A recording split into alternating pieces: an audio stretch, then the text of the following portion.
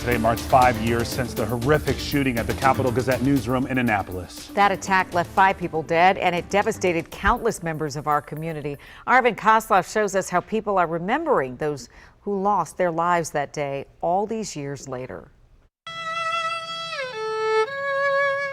To the sound of music, family and friends reflect on all they've lost. Gerald, Rob, Wendy, John, and Rebecca should be here today. We carry them in our hearts and in our work, and may they rest in peace knowing that. The shooting happened on June 28, 2018. A gunman who had a long grudge against the paper entered the newsroom with a shotgun, killing 5 and injuring 2 others. There is something about June that will always be different. Maria Hyacinth and Andrea Chambly both lost their husbands in the shooting. We will always miss the people we lost, but happiness, joy, and appreciation hasn't given up on us. It's awfully hard to stay hopeful, but I'm begging you all to try.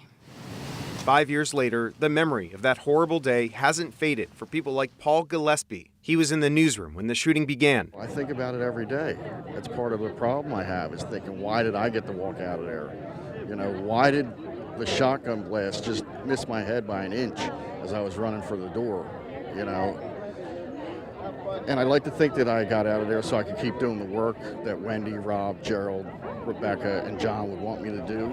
Meanwhile, the devastation of that day has led to changes even beyond Annapolis. Here in D.C., in this park right here, they're organizing a memorial for fallen journalists right by Maryland Avenue in Southwest. Organizers tell me that they started planning this memorial as a result of that terrible shooting. It was horrifying what happened in Annapolis. Barbara Cochran is the president of the Memorials Foundation. I think it's very important for them to have a place where they can come and remember their loved ones and think about why it is that they lost their lives. They lost their lives while working in a local newsroom, serving their community.